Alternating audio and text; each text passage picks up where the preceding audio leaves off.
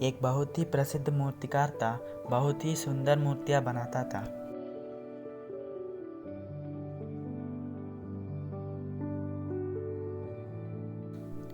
वो चाहता था कि उसका बेटा भी उससे बढ़िया मूर्तिकार बने, और यही हुआ जैसा कि उसने सोचा। वो भी मूर्तिकार बन चुका था। वक्त के साथ साथ वह अपने पिताजी से पूछता था कि उसने मूर्तियाँ कैसे बनाई, और उसके पिता हर बार इसकी मूर्तियों में कोई ना कोई कमी निकाल देते थे। लेकिन वह पिताजी की बात मानता गया और अच्छी अच्छी मूर्तियाँ बनाने लगा। एक समय ऐसा आ गया था कि अब पुत्र की मूर्तियाँ पिता की मूर्तियों से ज़्यादा सुंदर और अच्छी है।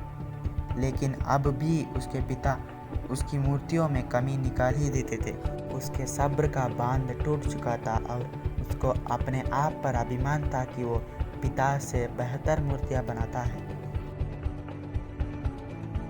वो पिताजी पर चला गया। अब उसके पिताजी ने मूर्तियों पर टिप्पणी करना बंद कर दिया। जैसे जैसे वक्त गुजरता गया, उसकी मूर्तियाँ अब पहले जैसे नहीं बन रही थी, और देखते देखते ही वह बहुत ही बेकार मूर्तियाँ बनाने लगा। अब वो परेशान होकर पिताजी के पास गया।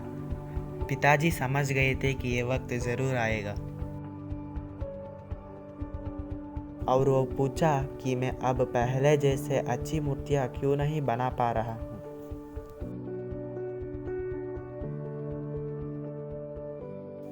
उन्होंने उत्तर दिया, क्योंकि तुम अपने काम से संतुष्ट होने लगे हो इसलिए। पर वो समझा नहीं। पिताजी ने कहा, जब तुम्हें लगता है कि तुम बहुत अच्छी मूर्ति बना सकते हो, तो आगे बढ़ने की संभावना काफ़ी कम होती है। हमेशा वही इंसान सफलता को आगे ले पाता है जो यह सोचता है कि कैसे मैं और भी ज़्यादा अच्छा कर सकता हूँ।